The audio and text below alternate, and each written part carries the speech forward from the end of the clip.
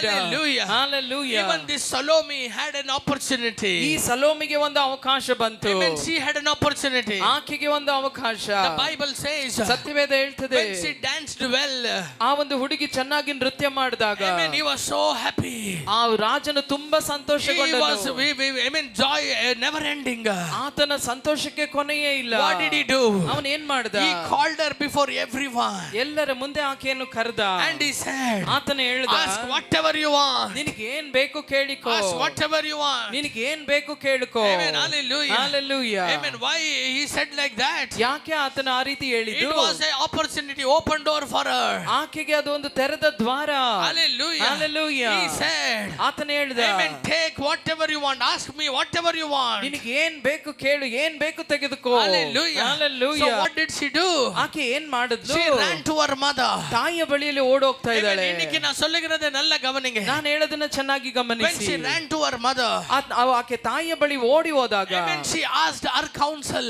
ಆಕೆ ಒಂದು ಆಲೋಚನೆಯನ್ನ ಕೇಳ್ತಾ She ಇದ್ದಾಳೆ. is asking her. ಆಕೆಯನ್ನ ನೋಡಿ ಕೇಳ್ತಾಳೆ. Amen. King is asking me. ರಾಜ ನನ್ನ ನೋಡಿ ಕೇಳ್ತಾ ಇದ್ದಾರೆ, Whatever you want. ನಿನಗೆ ಏನ್ ಬೇಕಾದ್ರು, Amen. Whatever you want. ನಿನಗೆ ಏನೇ Ask ಬೇಕಾದ್ರು me, I will give you. ನೀನ್ ಕೇಳ್ಕೊ, ನಾನು ನಿನಗೆ ಕೊಡ್ತೇನೆ. Amen. Amen. Request to me is unlimited. ಆತನು ಹೇಳ್ತಾ ಇರುವಂತದ್ದು ಅದಕ್ಕೆ ಮಿತಿಯೇ ಇಲ್ಲ. Amen. There is no conditions. ಅದಕ್ಕೆ ಯಾವ ಒಂದು ಕಂಡೀಷನ್ He ಇಲ್ಲ. says, I can give you anything that you ask. ನೀನ್ ಏನ್ ಕೇಳಿದ್ರು ಅದನ್ನ ನಾನು ನಿನಗೆ ಕೊಟ್ಟು ಬಿಡ್ತೇನೆ. Whatever comes under his control. ಆತನ ಅಧೀನದಲ್ಲಿ ಏನೆಲ್ಲ ಬರ್ತದೋ, Whatever comes under his authority and power. ಆತನ ಅಧಿಕಾರ, ಆತನ ಬಲದ ಕೆಳಗೆ ಏನೆಲ್ಲ ಇದೆಯೋ, Amen. You can ask. ನೀನು I ಕೇಳ್ಕೋಬಹುದು, will give you. ನಾನು ಕೊಡ್ತೇನೆ. So what she did? ಆಕೆ ಏನ್ She ಮಾಡಿದ್ಲು? ran to her mother and asked her. ಆಕೆ ತಾಯಿಯ ಬಳಿ ಓಡೋಗಿ ಕೇಳ್ತಾ ಇದ್ದಾಳೆ, Amen. Tell me. ನೀನ್ ಹೇಳಮ್ಮ, What shall I ask? ನಾ ಏನ್ ಕೇಳ್ಕೊಳ್ಳಿ? What shall I ask? ನಾ ಏನ್ ಕೇಳಬೇಕು? Amen. The Bible says. ಸತ್ಯವೇದ ಹೇಳ್ತದೆ, Sadly that woman said. ಆ ದುಃಖದ ವಿಷಯ ಏನಂದ್ರೆ ಆ ಹೆಣ್ಣು ಮಗಳು ಹೇಳಿದ್ದು, Amen. Go and ask. Amen. The king, the head of John the Baptist. ರಾಜನ ಬಳಿಯಲ್ಲಿ ಹೋಗಿ ಸ್ನಾನಿಕ ಯೋಹಾನನ ತಲೆಯನ್ನ ಕೇಳು. Hallelujah. Hallelujah. She came back. ಆಕೆ ತಿರುಗಿ ಬಂದ್ಲು. Amen. And the Bible says. ಸತ್ಯವೇದ ಹೇಳ್ತದೆ, Amen. She asked for the head of John the Baptist in the platter. ಸ್ನಾನಿಕನಾದ ಯೋಹಾನನ ತಲೆಯನ್ನ ಆ ಒಂದು ಪಾರಾತಿನಲ್ಲಿ ತೆಗೆದುಕೊಂಡು ಬರ್ಬೇಕಂತ ಹೇಳಿದ್ಲು. Amen. The Bible says the king was very sorrowful. ಸತ್ಯವೇದ ಹೇಳ್ತದೆ, ರಾಜನು ಬಹು ದುಃಖಪಟ್ಟನು. ಕೊಂಚ ನೇರ ಮೊನ್ನೆ, ಸ್ವಲ್ಪ ಸಮಯದ ಹಿಂದೆ, Amen, he was full of joy. ಅವನು ತುಂಬಾ ಖುಷಿಯಾಗಿದ್ದನು. His joy was without bounds.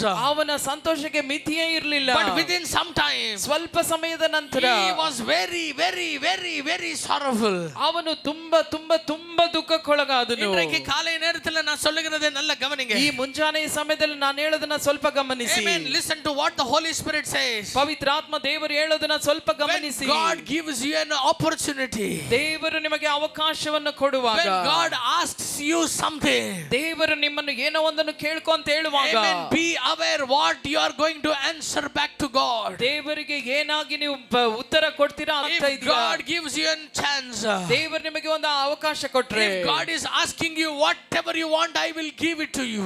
ನಿನಗೆ ಏನೇ ಬೇಕಾದ್ರೂ ನಾನು ನಿನಗೆ ಕೊಡ್ತೇನೆ ಅಂತ ದೇವರು ಹೇಳುವಾಗ, Amen, நீ என்னத்தை கேட்க போகிறாய் என்றதை முதல் நீ சிந்தித்து யோசித்து கேளு. ನೀನು ಏನು ಕೇಳಬೇಕಂತ ಇದೆಯೋ ಅದನ್ನು ಮೊದಲು ಯೋಚಿಸಿ ಕರೆಕ್ಟ್ ಆಗಿ ಆಲೋಚನೆ ಮಾಡಿ ನಂತರ ಕೇಳು. நான் சொல்றது உங்களுக்கு புரியுதுங்களா? ನಾನು ಹೇಳೋದು ನಿಮಗೆ ಅರ್ಥವಾಗ್ತಾ She ಇದೆಯಾ? would have asked something that would have settled her life. ಆಕೆ ಒಂದನ್ನು ಕೇಳ್ಕೊಂಡಿದ್ದಿರಬಹುದು, ಅದು ಆಕೆ ಭವಿಷ್ಯವನ್ನೇ ಒಳ್ಳೆಯ ರೀತಿಯಲ್ಲಿ ಉತ್ತಮ ಮಟ್ಟಕ್ಕೆ ತೆಗೆದುಕೊಂಡು She would have ಹೋಗಿರ್ತಿತ್ತು. asked something, ಆಕೆ ಏನಾದ್ರೂ ಒಂದನ್ನು Amen, which would have blessed her like anyone on this earth. ಆಕೆ ಎಲ್ಲ ಭೂಮಿಯಲ್ಲಿರುವ ಎಲ್ಲರಿಗಿಂತ ಒಳ್ಳೆಯ ರೀತಿಯಲ್ಲಿ ಆಶೀರ್ವಾದವಾಗಿದ್ದಿರಬಹುದಾಗಿತ್ತು. ಆದ್ರೆ she ran to others' counsel. ಆಕೆ ಇನ್ನೊಬ್ಬರ ಆಲೋಚನೆಗಾಗಿ ಓಡಿದ್ಲು. இன்றைக்கு நான் சொல்லுகிறது நல்ல கவனிங்க. ಈ ದಿನ ನಾನು ಹೇಳೋದನ್ನ ಚೆನ್ನಾಗಿ Amen, ಗಮನಿಸಿ. you are the child of God. ನೀವು ದೇವರ ಮಗುವು. You are washed by the blood of Jesus. ಯೇಸು ಕ್ರಿಸ್ತನ ರಕ್ತದಿಂದ ತೊಳೆಯಲ್ಪಟ್ಟವರು ನೀವು. Amen. Shall I tell you something? ನಾನು ಒಂದನ್ನು ನಿನಗೆ ಹೇಳ, when Father God sees you, ತಂದೆಯು ನಿನ್ನನ್ನು ನೋಡುವಾಗ, when Father God looks at you, ತಂದೆಯು ನಿನ್ನನ್ನು ದೃಷ್ಟಿಸುವಾಗ, he sees you through the blood of his son. ಆತನು ತನ್ನ ಮಗನ ರಕ್ತದ ಮೂಲಕ ನಿನ್ನನ್ನು ನೋಡ್ತಾರೆ. If he sees without the blood, ಆ ರಕ್ತ ಇಲ್ಲದೆ ಆತನ ನೋಡುವುದಾದ್ರೆ, everyone is unworthy. ಎಲ್ಲರೂ ಕೂಡ ಅಯೋಗ್ಯರೇ. Everyone need to be perished. ಎಲ್ಲರೂ ಕೂಡ ನಾಶವಾಗಬೇಕಂತವರೇ. But whenever God wants to see us, ಆದ್ರೆ ಯಾವಾಗೆಲ್ಲ ದೇವರು ನಮ್ಮನ್ನು ನೋಡ್ಲಿಕ್ಕೆ ಬಯಸ್ತಾರೋ, the blood of Jesus comes between. ಯೇಸುವಿನ ರಕ್ತ ಅದು ಮಧ್ಯದಲ್ಲಿ ಬರುವಂತದ್ದಾಗಿದೆ. Blood comes in between. ಆ ರಕ್ತ ಮಧ್ಯ ಬರುವಂತದ್ದು. When he sees through the blood, ಆ ರಕ್ತದ ಮೂಲಕ ಆತ ನಮ್ಮನ್ನು ನೋಡುವಾಗ he sees his son in us. ಆತನು ತನ್ನ ಮಗನನ್ನು ನಮ್ಮಲ್ಲಿ ಕಾಣುವಂತ. That's why Bible says, ಅದಕ್ಕೆ ಸತ್ಯವೇದ ಹೇಳ್ತದೆ, when God saw Jesus, he said, he is my beloved son, in ಯೇಸುವನ್ನು whom I am well pleased. ತಂದೆಯು ಯೇಸುವನ್ನು ನೋಡುವಾಗ ಈತ ನನ್ನ ಪ್ರಿಯ ಕುಮಾರನು, ಈತನ ನಾನು ಮೆಚ್ಚಿದ್ದೇನೆ ಅಂತ ಹೇಳಿದ್ರು. Hallelujah. Hallelujah. Are you here with me? ನೀವು When ನನ್ನೊಂದಿಗಿದ್ದೀರಾ? Jesus went to the Mount of Transfiguration, ಯೇಸು ರೂಪಾಂತರ ಬೆಟ್ಟದ ಮೇಲೆ ಹೋದಾಗ there God said, he is my beloved son. ಅಲ್ಲಿ ತಂದೆ ಹೇಳಿದ್ರು, ಈತ ನನ್ನ ಪ್ರಿಯ ಮಗನು. Why? ಯಾಕೆ?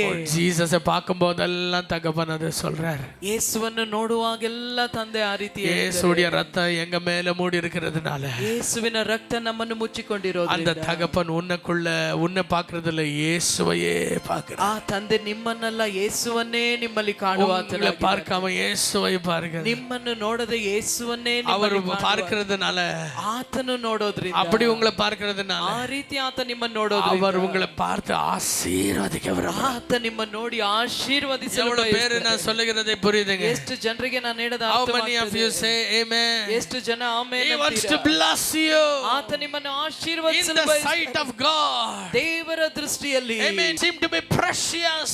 ನೀವು ಆತನ ದೃಷ್ಟಿಯಲ್ಲಿ ಅಮೂಲ್ಯರಾಗಿ எவ்வளவு பேர் ஆமென் சொல்றீங்க? ಎಷ್ಟು ಜನ ಆಮೆನ್ உங்களுக்கு தகுதி இருக்கிறதோ இல்லையோ, தேவனுடைய கண்களிலே நீங்க விலையேற பெற்றவர்களாய் காணப்படுறீங்க. ನಿಮಗೆ ಯೋಗ್ಯತೆ ಇದೆಯೋ ಇಲ್ಲವೋ, ಆದ್ರೆ ದೇವರ ದೃಷ್ಟಿಯಲ್ಲಿ ನೀವು ಅಮೂಲ್ಯರಾಗಿ My ಕಾಣಿಸಲ್ಪಡ್ತೀರಾ. dear people of God, ನನ್ನ ಪ್ರಿಯ ದೇವ when ಜನರೇ, God calls you like that, ದೇವರು ನಿಮ್ಮನ್ನು ಆ ರೀತಿ when God ಕರೆಯುವಾಗ, asks you for an amen, whatever you want, ದೇವರು ನಿನಗೆ ಏನು ಬೇಕು ಕೇಳಿಕೋ ಅಂತ when ಹೇಳುವಾಗ, God gives you an open door, ದೇವರು ನಿಮಗಾಗಿ ತೆರೆದ ದ್ವಾರಗಳನ್ನು don't ಇಟ್ಟಿರುವಾಗ lose that. ಅದನ್ನ ಬಿಟ್ಟು ಬಿಡಬೇಡಿ. Don't lose that. ಅದನ್ನ ಬಿಟ್ಟು ಬಿಡಬೇಡಿ. Amen. You are asked like that only because of the grace of the Almighty.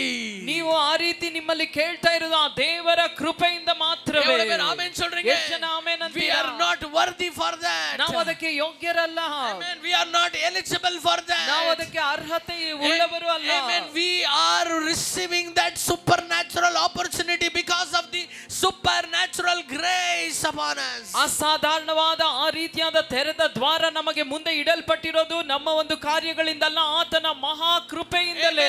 Was, amen, a sold slave Joseph, amen, eligible for the king post? ಮಾರಲ್ಪಟ್ಟಂತ ಆ ಒಂದು ಗುಲಾಮನಾಗಿದ್ದ ಯೋಸೇಫನು ರಾಜನ ಸ್ಥಾನಕ್ಕೆ ಯೋಗ್ಯನೇ? ಯೋಗ್ಯನಾ? No, but still God gave a open door. ಇಲ್ಲ, ಆದರೂ ದೇವರು ಅವಕಾಶವನ್ನು ತೆರೆದುಕೊಟ್ರು. Was David shepherd, amen, eligible for that kingly position? ಕುರುಬನಾಗಿದ್ದ ದಾವಿದನು ಆ ರಾಜನ ಸ್ಥಾನಕ್ಕೆ ಯೋಗ್ಯನಾದವನ? No. ಇಲ್ಲ. He was only eligible to bring that bread to his brothers. ಅವನಿಗಿದ್ದ ಅರ್ಹತೆ ಇಷ್ಟೇ, ಆ ರೊಟ್ಟಿಯನ್ನು ತೆಗೆದುಕೊಂಡು ಬಂದು ಅಣ್ಣಂದ್ರಿಗೆ ಕೊಡೋದು. But God gives an opportunity. ಆದ್ರೆ ದೇವರಲ್ಲಿ ಅವಕಾಶವನ್ನು How ಕೊಡ್ತಾ many of ಇದ್ದಾರೆ. you agree with me? ಎಷ್ಟು ಜನ ನನ್ನೊಂದಿಗೆ ಒಪ್ಪಿಕೊಳ್ತೀರಾ?